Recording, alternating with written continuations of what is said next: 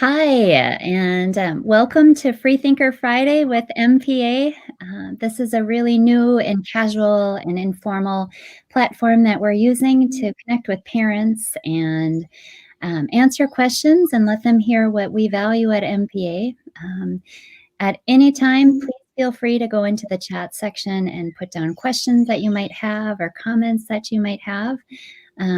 I love the topic today. It's about setting the stage for joy in learning for our youngest students all the way up to adulthood. My name is Robin Hare, and I work with the admission department. I am a mom of 3 boys who are 16,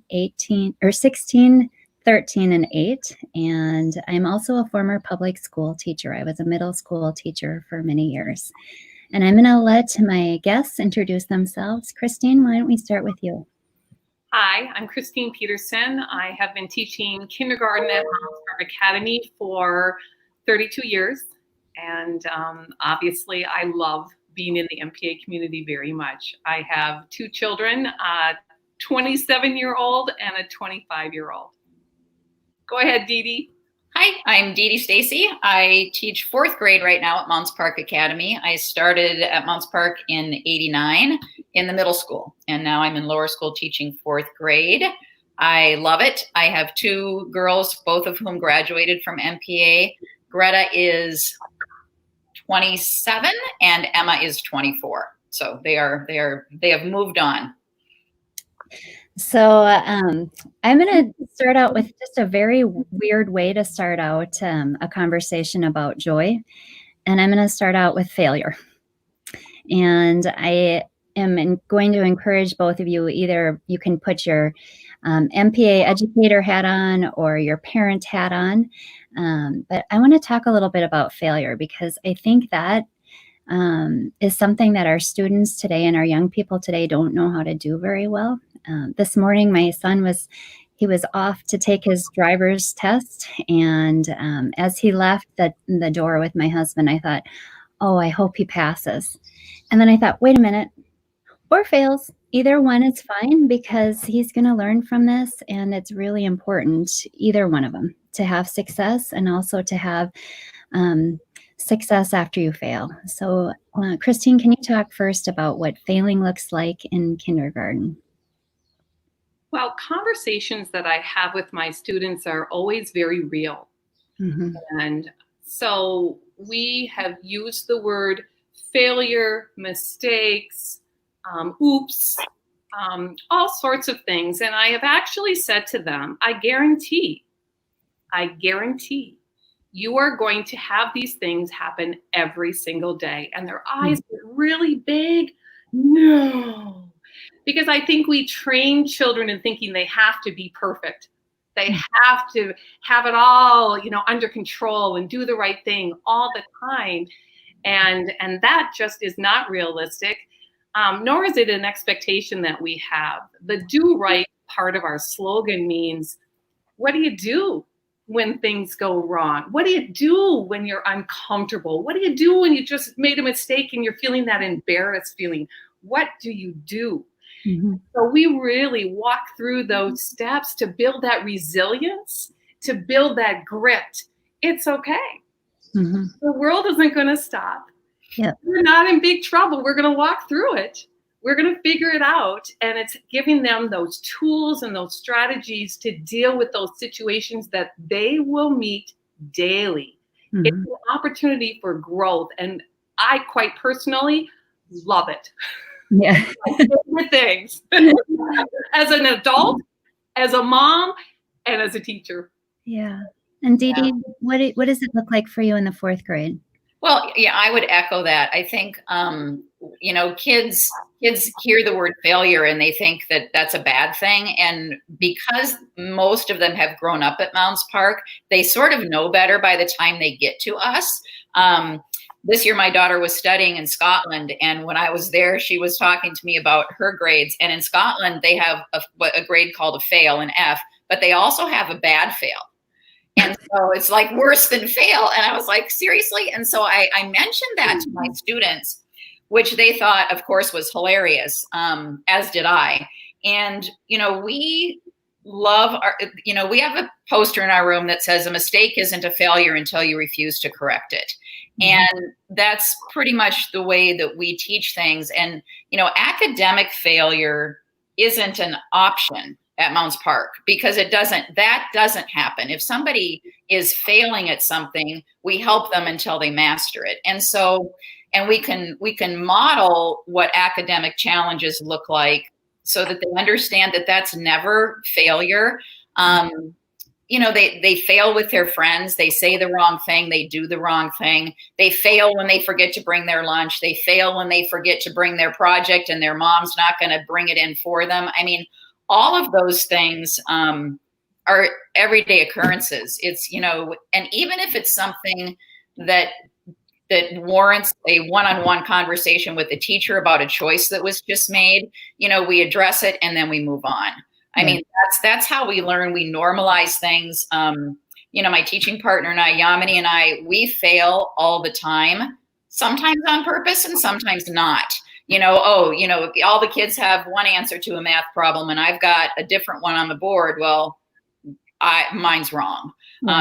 And so we do model that. And, like Kristine said, it's part of our mission. It's an everyday occurrence. And, kids need to learn that that's not something that should quicken their pulse or make them feel badly about themselves. They just need to step up and, figure it out. And we'll be there to support them for that. And as a follow-up, I hear you say sometimes we do it on purpose. And, I think just as a parent and as an educator myself, I think we oftentimes have tried in the past to hide our sadness or hide our areas where we're really stumbling. And especially I think during COVID, it's been really important for me as a parent and as an educator to make sure that my own children see, yeah, I'm sad. This is really rough. And they see that I'm not trying to walk over top of it with but, because the but kind of negates the emotion of I'm sad. Right. Yeah. And what do you do with that? And we have to acknowledge that. I think we acknowledge feelings. This is how I'm feeling right now. What are we going to do next? Yeah. And help them be a part of that conversation. What do you need to do next to move forward? Mm-hmm. Yeah. And I think, the other thing that I noticed about MPA that it really drew me to it.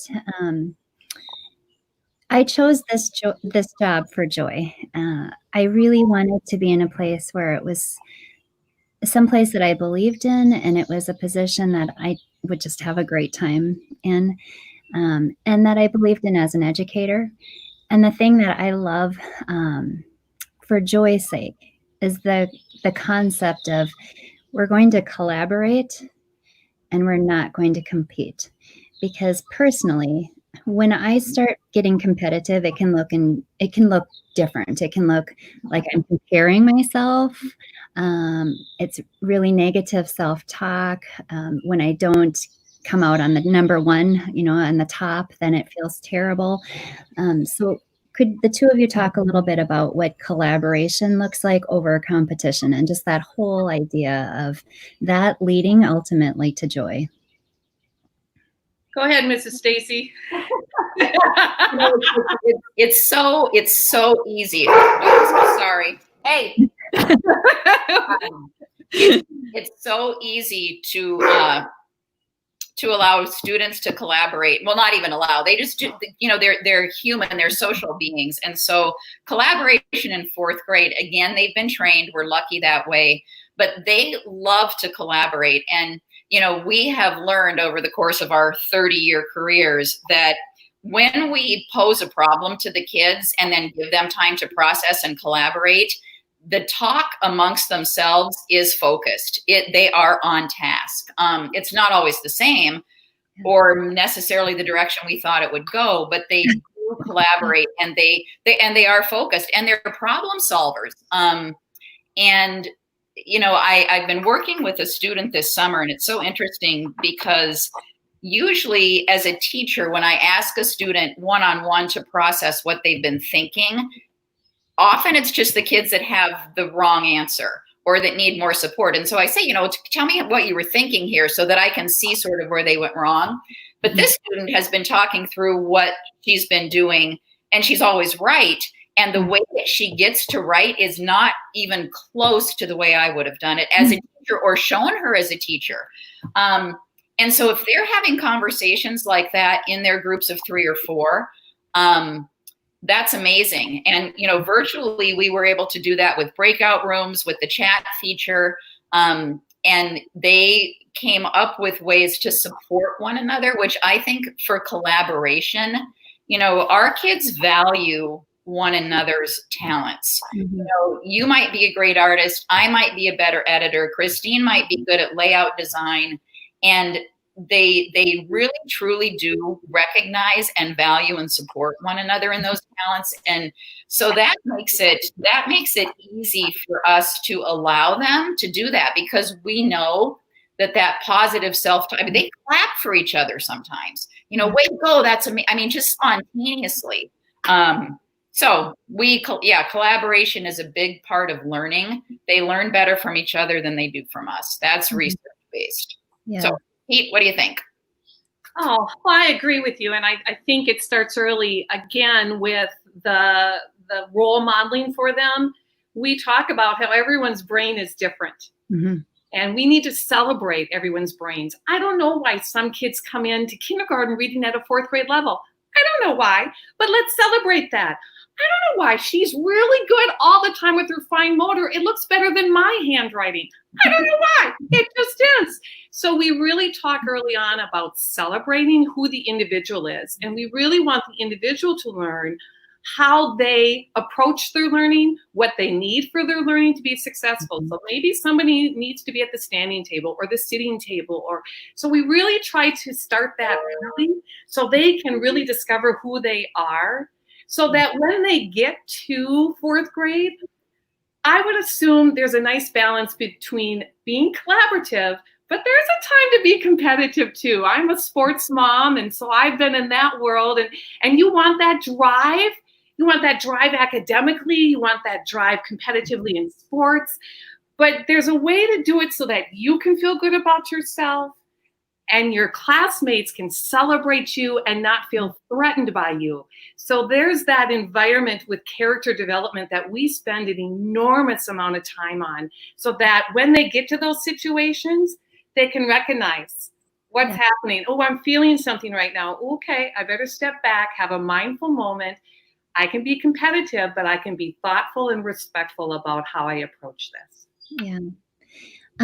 So I'm going to dive in a couple of seconds into something that's it's an interesting topic for me, Singapore math. But before I do that, if anybody has questions that they want to put into the chat, feel free to do that at any time. The Singapore math it's very confusing to me, because the things that I'm hearing. Well, first of all, let me back up. I know that myself and many people in my age bracket, the way we learned math is memorizing math facts, lining up addition and subtraction. And I hated math. I especially hated math when I had to do word problems, because all of a sudden I had to take these math facts and think critically and use them in a way that I had no idea. And even as an adult, I feel like I'm a little scarred from math class, because anytime one of my own children come up and ask me a question about their math, I freeze, and I've heard with Singapore math, I've heard you guys talk about it so often that it's actually students are finding joy in the way that they're learning math, and that they're finding joy in the story problems and trying to figure it out. How? Want me to start with kindergarten? Yeah, go ahead. Yeah. I think what's exciting for me when we started the Singapore math, it made it all make sense. And Singapore math is all about understanding why. For many years when I was teaching, we would always record how many days we had been in school. 50 days at school, 60 days at school. And so I would have them record that number. Okay, great. I thought I was doing a super job. But now with Singapore math, what does 60 look like? How do we make 60? Why do we make that number that way? And it's giving them that background foundation to really help them understand math and math concepts. And when we did a community night where we had our teachers from every grade speak, I was in awe because I'm in kindergarten and that's been my area, my little niche. And all of a sudden I spoke about what we did in kindergarten with Singapore math. Then Mrs. O'Keefe spoke about first grade math. Then Mrs. Scalia talked about second grade math. Then Mrs. Stinson talked about second grade math. And she brought in a student that did all these mental strategies that I was still struggling with, that he had no problem with whatsoever. And then we had Deedee Stacy come in and pull it all together. And I was in awe. Yeah. And sometimes you think, oh, kindergarten. Oh no, kindergarten is important. I had to make sure I did my job and I laid that foundation so that they could build on that and have a strong concept of math and how much fun and joyful it can be. Yeah. Go ahead, Mrs. Stacy. Yeah, I agree. I mean, I always wrote my own math curriculum because I never found a program that was good enough, and until we looked at Singapore, and it's better than anything I ever did. And like what Kristine just said, I'm going to put her in kindergarten for 62 days instead. So Robin, you and I, if we looked at our age before my training here, if we said, okay, 62, how many ones are there in that number? You would say 2 probably, right? Well, there aren't. There are 62 ones. Think about that for a minute. There's 62 ones that make up 62. It's not just 2 ones. 2 ones is 2. So just that little bit of a twist on a mindset with place value makes all the difference in the world for the kids. And they do, fourth grade, the foundation that the teachers lay K through 3 is amazing. And fourth grade, it ramps it up because kids at that age are able to start thinking in more abstract terms. Developmentally, that's where they are. So, I might throw out a word problem. Let me see that I have it here that says, okay, Robin ate a third of her cookies. Okay. And then Kristine ate half of what was left. And then I came along and bagged the 17.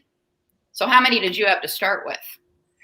That kind of a problem if you just throw that out there, especially with the 1/2 and the 1/3 and the 1/2, it seems insurmountable. Our kids can do that in a minute or less. That's not even hard because they draw what's called a bar model. It's a pictorial representation of the problem, and it starts basic, but it's basic. What it is algebraic thinking. Yeah. We do that and they find joy in it because it's very easy to walk that fine line between challenge and success. It's hard and then you get it and you feel amazing. Yeah. And the next piece is hard. And so, and we walk them through it. We write word problems, that the kids are the main characters. We write about our dogs. We write about the school day. We write about other teachers. And they do love it. They feel successful because they are, and they have a deep understanding of, how things are supposed to work. We use a lot of manipulatives, place value chips, and all the way through fourth grade. Yeah. So they like it because they're good at it. Anything you're good at, you like. Yeah.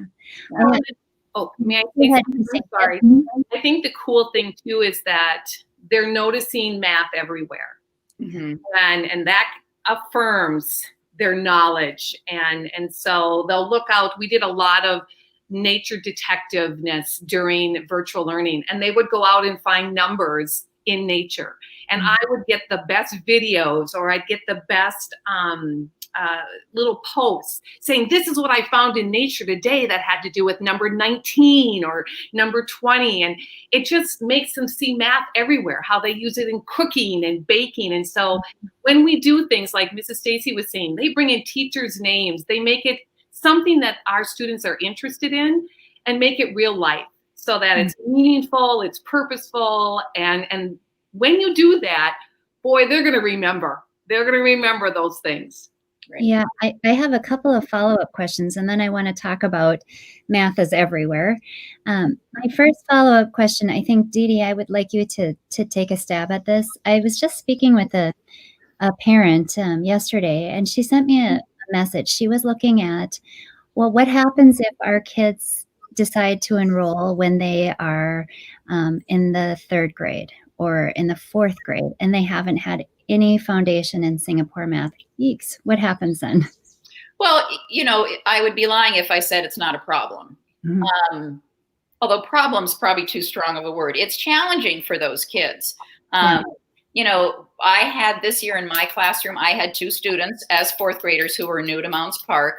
And it was challenging for them at the beginning of the year, but that's fine. I mean, it's very, it's easy for us to help them see the connections because the connections make sense. Mm-hmm. So whereas Kristine might spend 2 weeks on the number 8, literally, in kindergarten, and what's a number bond? I mean, that means if you have 8, what other 2 numbers are down here? It's a 4 and a 4, it's a 6 and a 2, or it's an 8 and a 0. She might spend 2 weeks on that.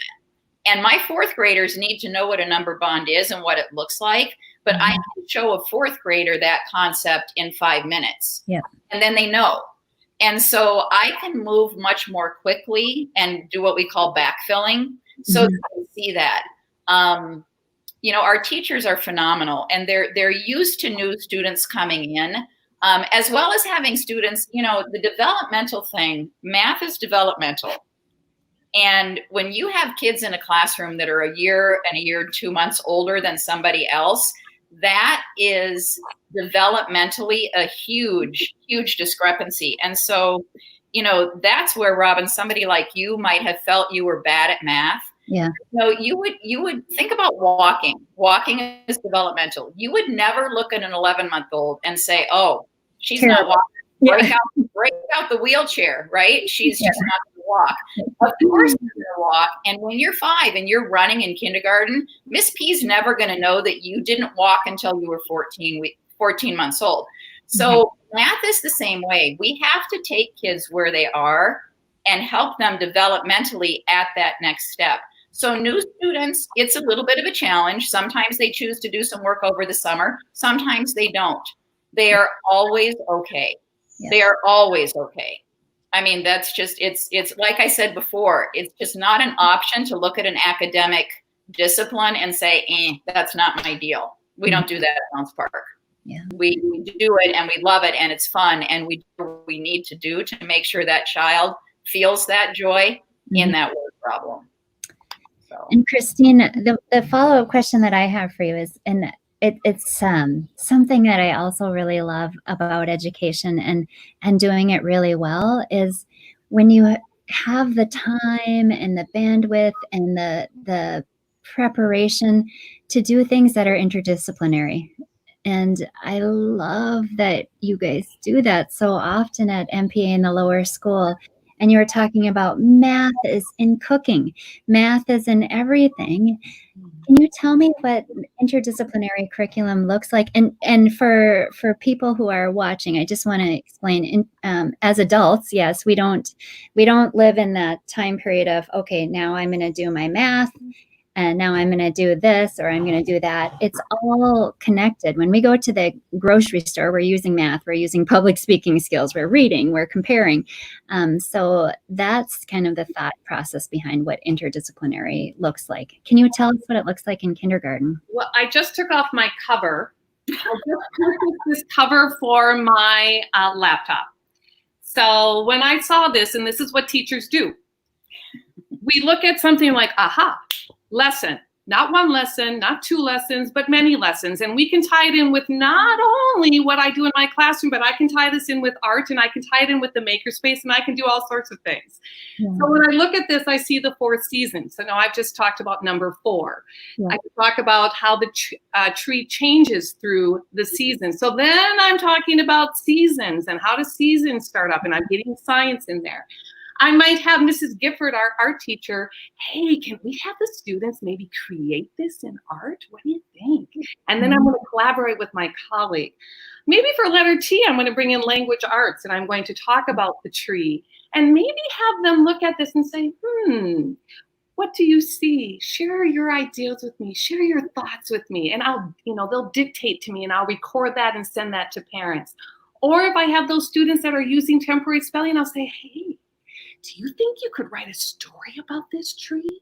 Could you give it personality? So one little thing, and boom, our brains are going, because as educators at MPA, we want to be inspired too. We want to have new ideas and new thoughts as well. So this was my new thing this summer. I just got it and I'm already thinking about things to do. Yeah. And that's kindergarten. Kindergarten, I never say, okay, it's math time. Okay, it's science time. In kindergarten, we dabble in all areas of learning every minute of the day. I listen to my students and, oh, do you see a number bond in what you just said? Oh, can you give me some tally marks about this? So it's constant. It's a lot of fun. Yeah. And what does it look like in the 4th grade in your class, Deedee? Well, I do say it's math time and I do say it's science time. So we do that. But the thing is, our students are already making those connections, so sometimes it's very intentional. Like we might read a novel like Maru of the Winter Caves when we're studying in social studies, the early human unit. That is what I would call an intentional interdisciplinary connection. But mostly they are spontaneous. Like when we read a book called The City of Ember, and it's a book. And so we read that. But at the beginning of the book, there's a map. And if you look at the key to the map, the city is within a 1 square mile area. So I have the kids figure that out. And then they're like, well, yeah, that makes sense. So obviously they have no concept of what a mile is. And so then we go down to the athletic office and we get that wheelie thing, that they use to go between bases, and we map out. And it's basically fits in our parking lot. And they're like, whoa, and then we wrote letters to actually the author of the story. She wrote back and said, so there's writing, there's math, all that stuff in there.